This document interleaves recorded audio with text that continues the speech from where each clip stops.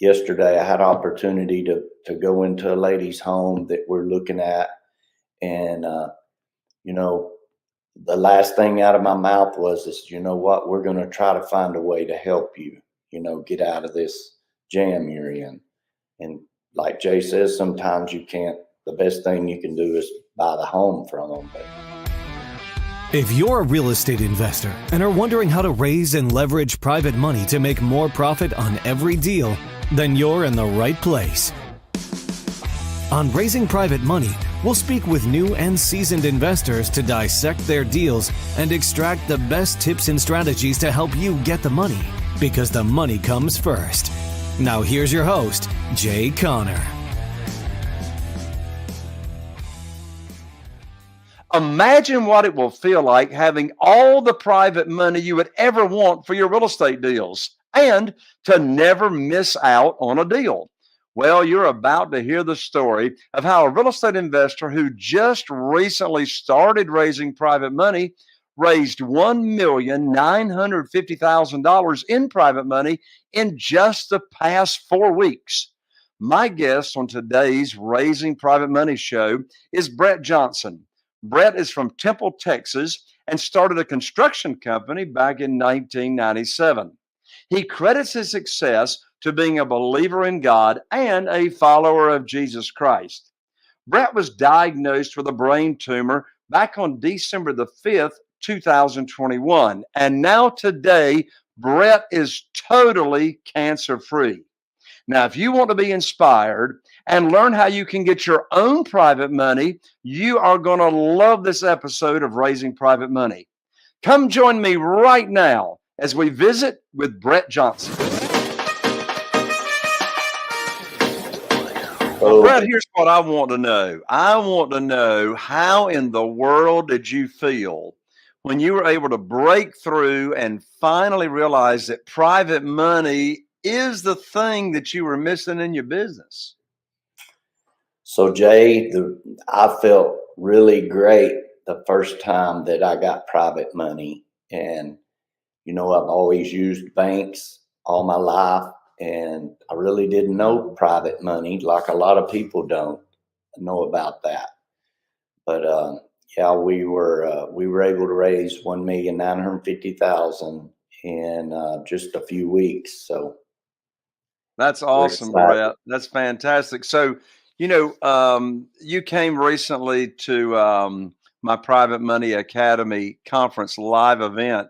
And you told me that, you just learned so much of the event about how to approach people and talk to people. Of course, when we're talking private money, we're talking about doing business with individuals, human beings, just like you, just like me.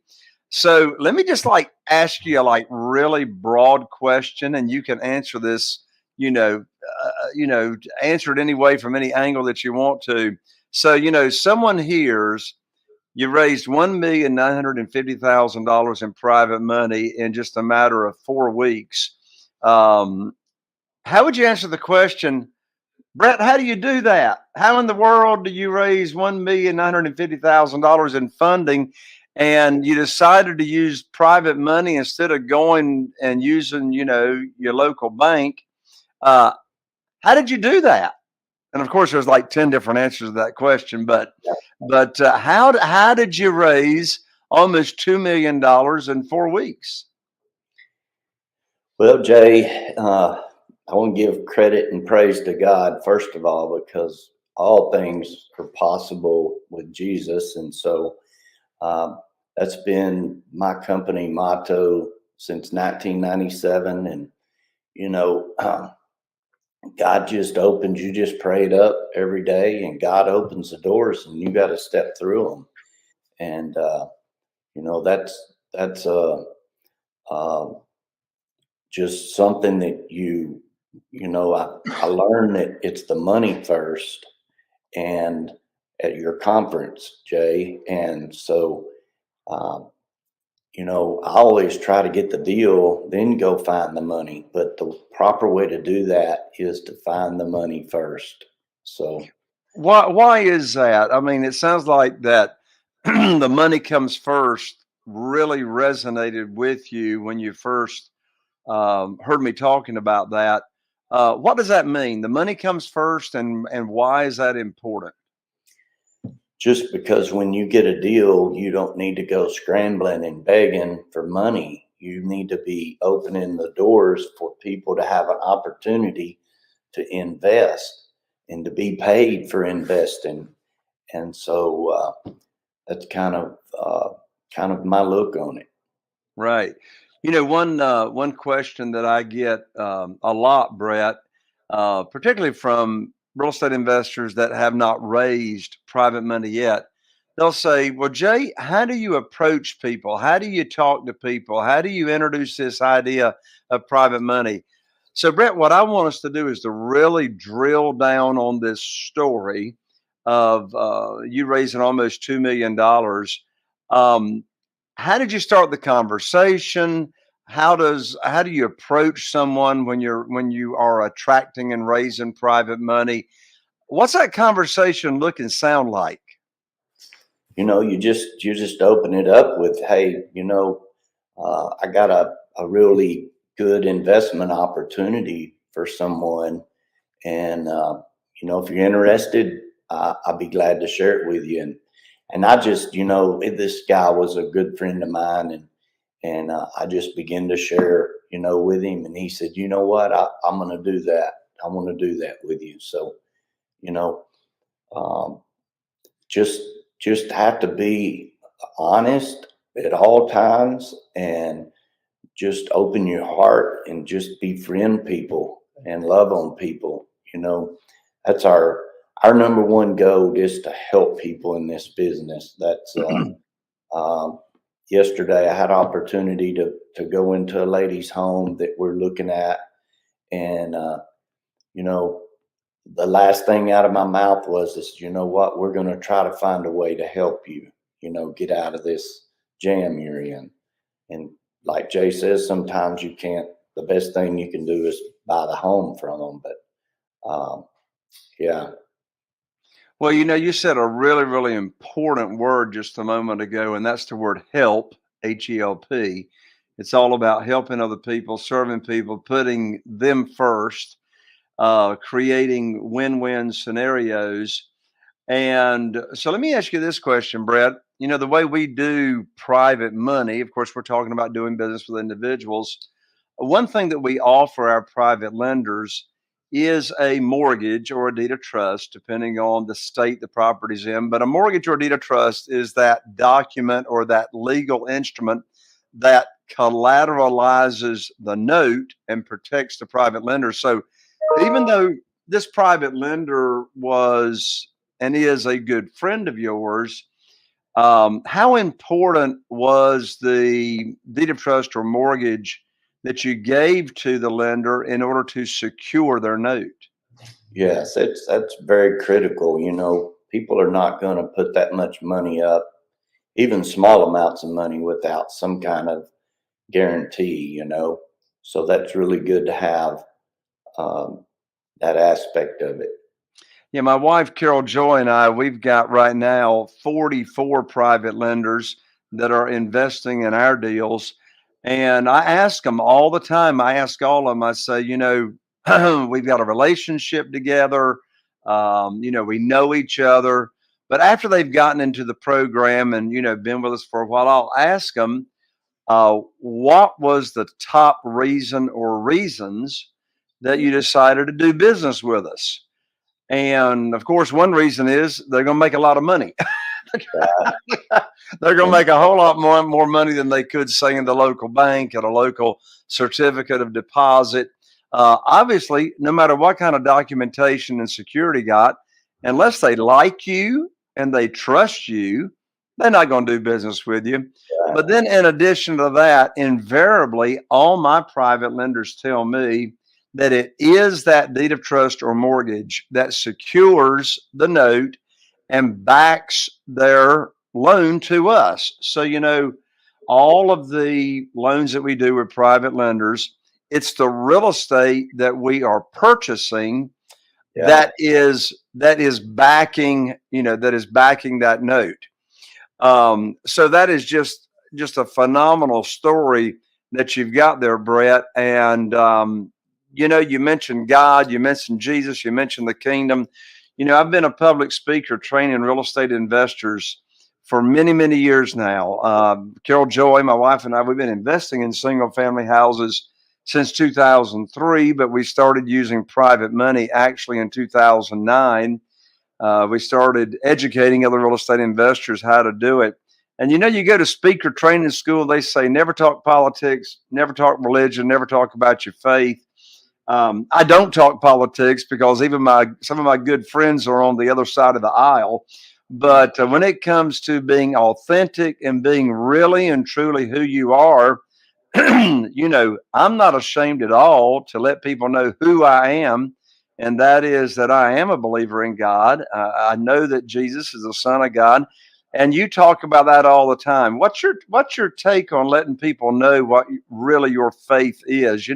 Some people say if you let people know what your faith is, you're going to run some people off. What are your thoughts about that? And you just have to really pray that up every day, that God gives you the words. He'll give you the words to speak to people. But I've had a lawsuit, filed on us for religious. We do Bible studies every week in our companies, and you know, and we let them know that if they don't want to be a part of it, they can go stand outside. But yeah, I mean, you gotta be like a fighter jet. I always say, that fighter jet, he swoops in and he drops the bombs and then he's out of there. And I feel like God gave me that picture years ago, that's the way we need to do sometimes,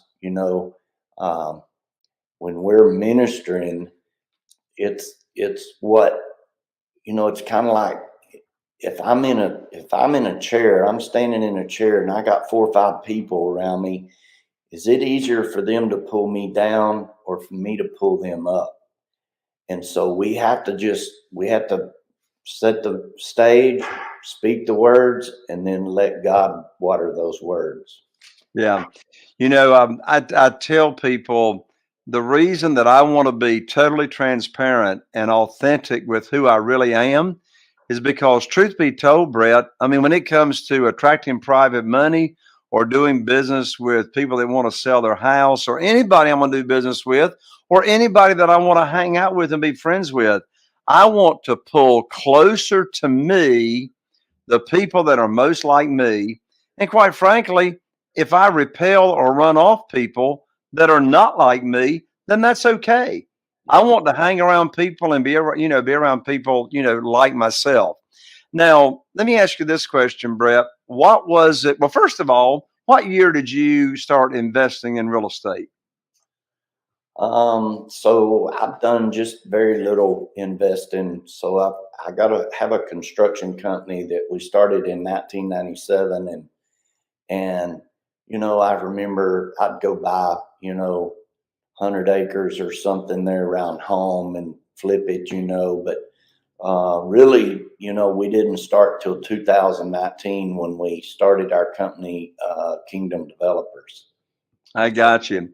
So what was going on? What's been going on in your real estate investing business to where something happened, something triggered in your mind, something came along and you heard about it? What was it that got your attention that you wanted to get involved in using private money for your deals, say instead of, traditional institutional money? Correct. Uh, heck, it's just, um,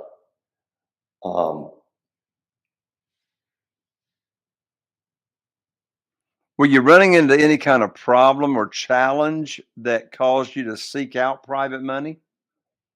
yeah, I mean, you're just always needing money, and banks, they take too long. They're slow. Um, they get paid by the hour, so they're not in a hurry to get you your money. And then with all the, the paperwork that you have to turn in every month on loans and it gets overwhelming when you're dealing with banks. Yeah, well, the list is long, and I know you know it like I do. The list is long as to why I absolutely love private money over institutional money or bank money, and I've got some great friends that are hard money lenders. But of course, when you're borrowing any kind of institutional money, it's the lender that's making the rules. But in this world, we're making the rules. We're putting our teacher hat on and Yeah. we're teaching potential private lenders, people that we've got some kind of relationship with, what private money, is all about. And in fact, Brett, what that reminds me of is I'm just so excited about this recent private money guide that I just finished writing. It's called 7 Reasons Why Private Money Will Skyrocket Your Real Estate business and help you build incredible wealth. So if you're listening or watching to this podcast and you're going, you know what, I really want to learn more about how this private money thing works, this is absolutely free. You can download it for free at www.jayconner.com/money guide.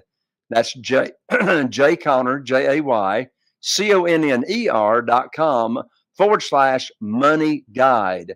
This will get you on the fast track to private money and get you in the position like Brett and myself to where you never miss out on a deal because you did not have the funding.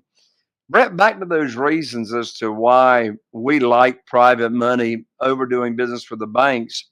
Well, the list is long, as I said. As you said a moment ago, it's like the banks take forever in order to fund a deal.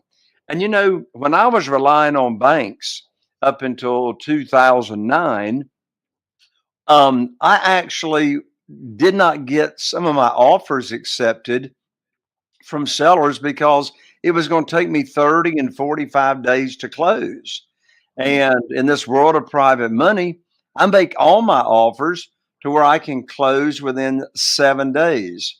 So I want you to share your part of the story to where you were down to like just a few days before your contract was going to expire to close on this deal. And what was it that happened that private money actually saved your deal and you didn't lose the contract? So the way that I started using the private money was I had a bank lined up to do the loan, which I was needing $1,950,000, and so I pushed the banker from starting the process of the loan until I got back from Jay's conference. And because I knew that I was going to learn something there that was going to help me with that private money. And so I went to Jay's and I come back. I learned all the, how to talk to people, when to talk to people, and, just made it all fit for me. And, I love these private lenders because every one of them are your friends. I mean, you love them and they're part of your family.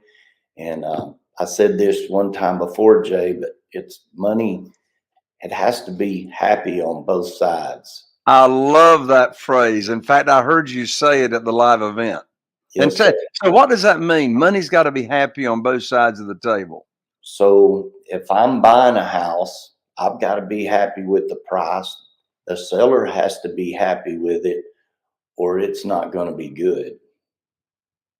Yeah, that's called win-win. My dad told me years and years ago, he says, Jay, every transaction that I'm involved in, unless everybody is winning and coming out ahead, he said, I don't want to be involved in the transaction.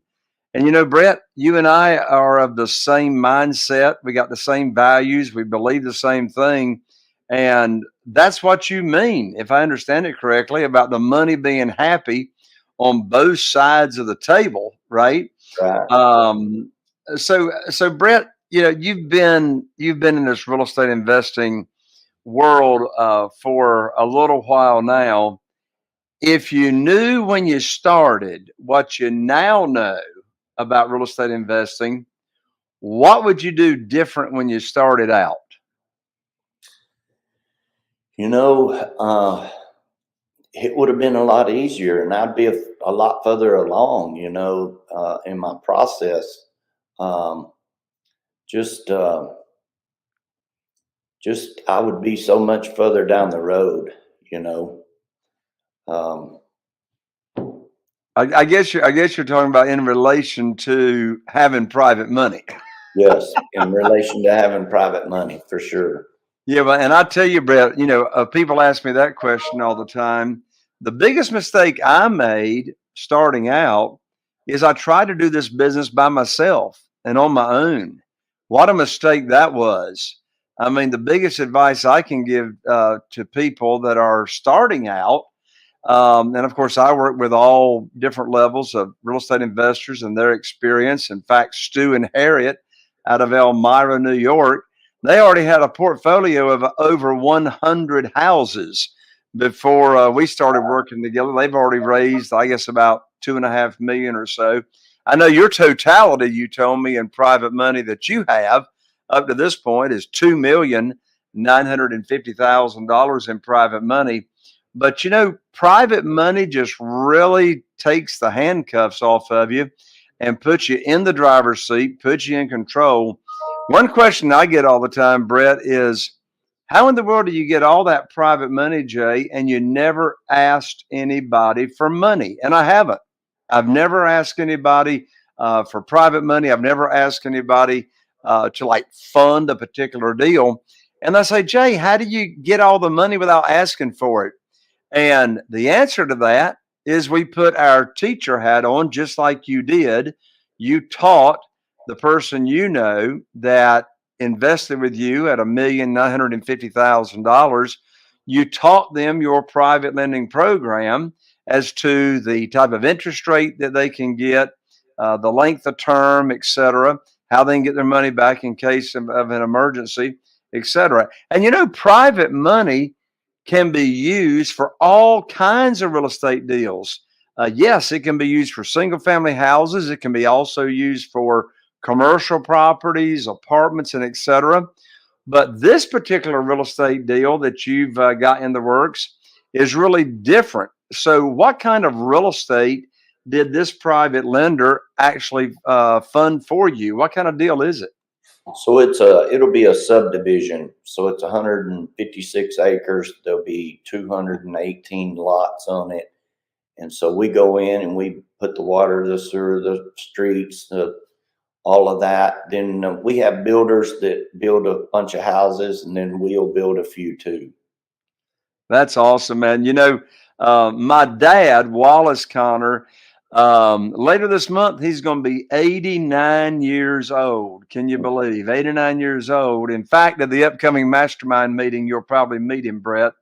But my dad at 89 years old, he's got one subdivision going right now, 350 houses. That's a little bit over halfway built out. He did all the infrastructure, and then he's got a great friend that's a builder that's doing all the vertical. Wow. And I'll be John Brown if my 89-year-old dad doesn't have two other projects under contract that he's moving towards closing. One is a 200-unit apartment building complex, and another one is townhouses that he's getting ready to build. And people ask me, they say, Wallace, you're 89 years old. Why in the world are you still doing all that? He said, why would I get up in the morning unless I got something to work on? Yeah. And Brett, with you being a Christian, a believer in God, I heard something not long ago that I think you'll find interesting. And that is this idea of retirement, actually is a United States of America concept, this retirement concept. And I'd never heard it until earlier this year. Someone said, Jay, did you know that retirement is not a biblical concept?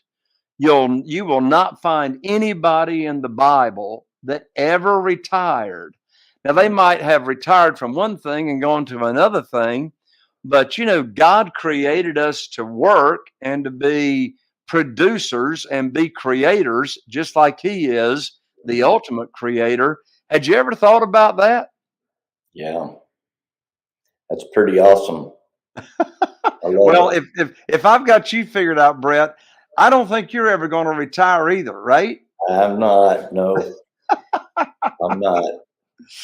Well, Brett, I got one more question for you before I let you go, and that is, if you could only give one piece of advice to, say, a new real estate investor that is starting out, what advice would you give them? And just be bold and have faith, and just talk to people and share your story. Um, there's a lot of good people left in this world, and a lot of them still want to make money. Absolutely. Brett, thank you so much for taking time to come on and be with me here on Raising Private Money. Yes, sir, Jay. Thank you for having me. Absolutely. God bless you. God bless you, Brett. Well, there you have it, my friend. Another episode of Raising Private Money. I'm Jay Connor, the Private Money Authority, and I need your help. Yes, I need your help. I want you to think of someone that would benefit, that from this episode, who might be inspired and motivated to hear Brett's story. Share this episode with them. And also, if you are listening on iTunes, go to the upper right-hand corner. You'll see 3 little dots, and you'll find follow or follow me. Be sure and follow me so you don't miss out on any of the upcoming episodes. And in addition to that, if you are watching on YouTube, be sure to subscribe and click that bell so you don't miss out on any other episodes as well. And I really appreciate you giving me 5 stars and a quick little review as you're listening here to the show. So I look forward to seeing you here on another upcoming episode. Here's to taking your business to the next level. And I'll see you right here on the next Raise